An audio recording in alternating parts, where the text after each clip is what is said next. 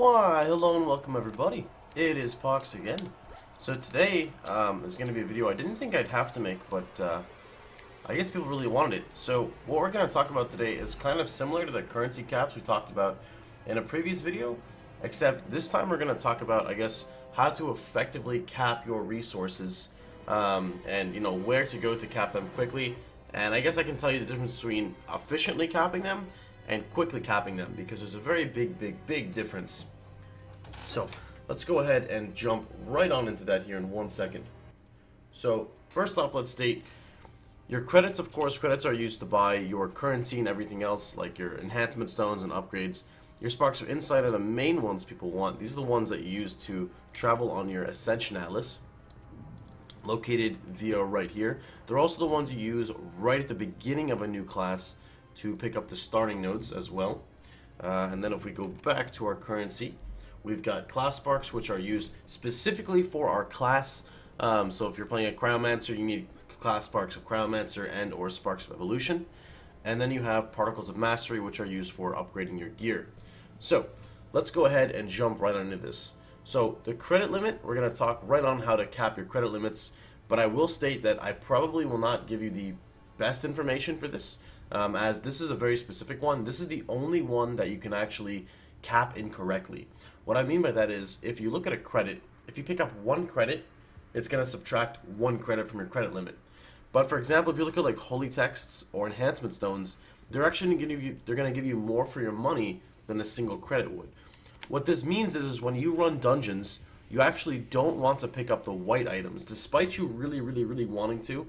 If you really want to min-max, you don't want to pick up your white items. Instead, you only want to pick up green items, blue items, and boss drops. That's it. Until you cap your credits. Once you cap your credits, you're fine and you can do anything you'd like. And again, the reason for that is, one prime example is, I'm going to go ahead and open up the marketplace for you guys. A rank 1 enhancement stone will sell. Actually, I can't show you because I already sold all mine. So let's just go with it. Okay. A rank 3 enhancement stone sells for 1665. A rank 2 is 463. Alright, so 1665 and 463. If I look at my bag, instead of 463, this takes 300 from your credit limit, meaning you gain actually over 100 credits from picking this up. Instead of 1663, this one takes 900, so you get an insane value off of rank 3 enhancement stones. You see how that works? So rather than you picking up a credit at a 1-to-1 ratio, instead of like disenchanting gear, for example, would give you way more for your credit value because this is subtracting 900. But then when you go ahead and sell this, I don't believe this should take from the credit limit whatsoever. I could be wrong on that. I haven't actually gotten to test that because I've been capped, but it should not whatsoever. Alright, so one other thing we want to talk about is holy texts. When you're not capped on your credits, they're the ones I recommend trying to cap immediately, like that, right away, because then you can start getting back into whatever else you're doing. Holy texts are a very important one. So if you look at resources, holy texts cost 1,075 credits per, and these will pop up on the atlas, like on your globe, like it'll say like 12 holy texts from here, 13 holy texts from here, etc. A holy text in your inventory only consumes 500. Meaning you're literally getting double your credit value plus some more if you only cap yourself on holy text, which is unlikely because you're going to get gear. But you're literally doubling your credit value because you're going to need to buy holy text at some point in time. Yep. And if you wanted to also sell them, which I would highly not recommend for you to do, you could sell them at a rate of 925 per, meaning you're still making a 425 profit on it, off of it. Alright, so now that we've gotten and finished with credits, I'm going to talk about other ways to efficiently cap your credits that you could do. There are these daily quests that pop up. If you look on my right hand side, it's the gold one. It says just stay calm. The just stay calm, I don't know how I just got bugged without doing anything, but the just stay calm is actually a daily quest that'll give you about 10,000 credits. Okay, well, you know what, we can cheat. I just click this. Can I not click it? Alright boys, we cheated. So that is one way to cap your credits. But again, you don't really have to worry too much because they will just roll over for you. Alright, the next thing we're going to go into is the ones I know quite a bit more amount. And you cannot ruin these at all. These cannot get messed up. The only thing you could do is this thing it's called overcapping, or basically say you have 1 spark of insight left or 2 sparks of insight left, and you run a dungeon and it gives you 6,422. It'll give you all of the credits, and it will subtract it from next week's limit. So that's one thing. The second thing is you can get your reliquary, and in your reliquary, who the hell's making that noise? Oh, it's fucking necromancer, man. All right, in your reliquary, it does not take away from your spark limit at all. So here, when I get 15k prestige, it's gonna give me 800 destruction, creation, and balance, and it's just free. So let's talk about ways to instantly cap out this. And this is a really cool method. So if you go to your solo missions, right, this is just one way to do it. Obviously, you're going to look for what's on a ×2, what's on a ×3, and whatnot. But there are some dungeons that will innately give you way more than other dungeons.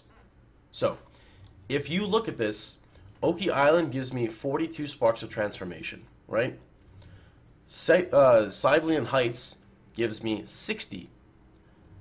Thetan Rift gives me 75. I believe, and could totally be wrong here, that the way that it allocates how much resources you get is based on the duration it should take you to run the mission. So if you look at Oki Island, it takes 14 minutes to run it. Thetan Rift takes 25. That's almost double. Like that's what it's 84 to 75, and as well the time is almost doubled. Cybelian Heights takes 20 minutes to run. And it gives you 60.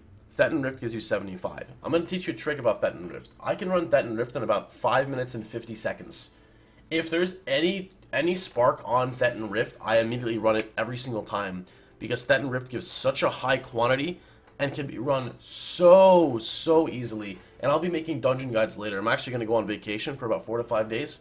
And when I'm on vacation, starting the 31st actually, I'm going to have just a bunch of video guides of all the dungeons being uploaded.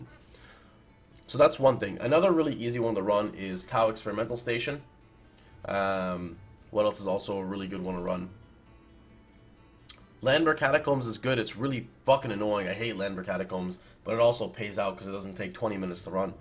Cybelian Heights I can do in 10 minutes, but I don't really like it too much. Ignam Monastery is another good one. You really want to look at how quickly you can run a dungeon and what the rewards are, because that's really what the game is based off of. And that's how you cap your sparks. It is so easy once you actually do damage.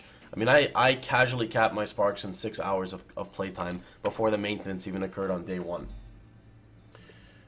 Alright, next up is we're going to go into class sparks. This one's a little bit different. There's a way to effectively cap your class sparks and a way to ineffectively cap your class sparks. So one way is if you farm like PvP and whatnot, you're going to get these little bags, these little supply bags. So for people who aren't a premium account, you can farm these bags when you're capped already. Then when the cap resets, you know, the next week, then you can basically switch to a new class, open up all these supplies, open up maybe like 80 to 100 of them, and you should cap your sparks immediately. The only problem is they're also going to give you credits, and that's going to take directly from your credit cap. And remember, we talked about earlier, you don't really want to go 1-to-1 ratios to credits. You want to get items and whatnot to get more for your value. But supplies, you can cap yourself realistically in 5 seconds, well, 5 minutes. But I mean, it takes hours of farming prior. Now, another way to farm these is you guys can find your own method. I don't necessarily need to do this again because I cap myself very quickly regardless.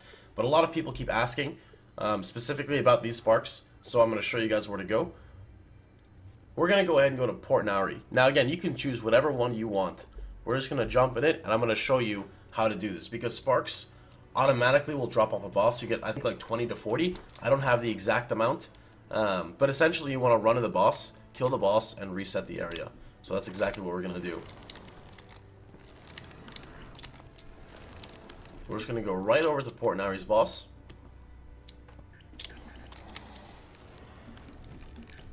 Now, this is on the hardest difficulty I can go on. I don't know if you'll get penalized or anything for going on a lower difficulty if you're just trying to farm sparks. That I do not really have any information for you. But, I mean, you guys can try it. It only takes one run, right?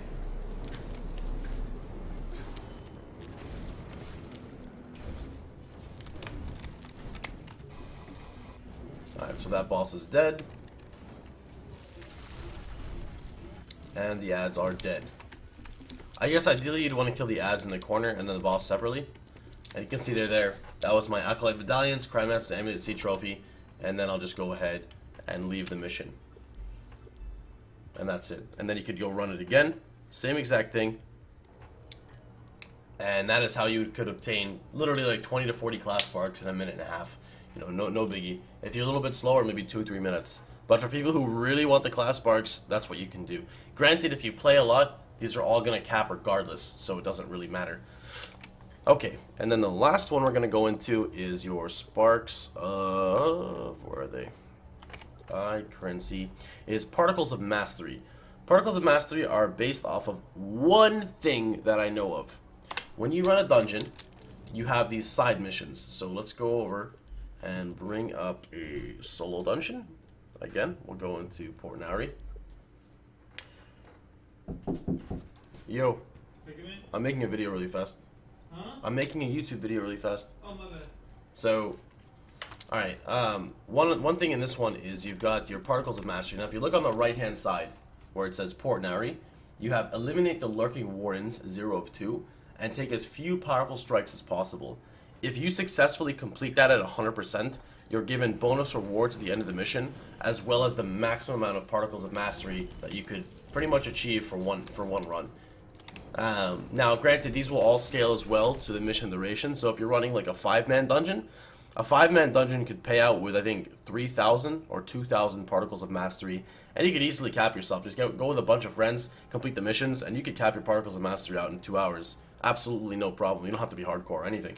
You just have to follow the side missions. And vice versa, if you're solo, excuse me, you can cap these out in like, I don't know, you can get it pretty much like 1K per run on the lengthier missions. And again, that should easily cap it out for you guys. So I hope that you know, helped explain some stuff. Hope that helped clear some stuff up for you guys. Remember, if you don't cap your stuff by chance, it will all roll over to next week anyway, so it shouldn't really be an issue. So I hope you guys had a wonderful time. Hope you guys enjoyed yourself. Remember, any questions you have, just feel free to jot them down below in the comment section. And of course, if you like the video or you have anything else to share, all you gotta do is hit that sub button on YouTube if you're interested in the content. And remember, I stream daily at twitch.tv/Pohx for Skyforge and a variety of other games as well. Hope you guys have a wonderful time, and take care, everybody.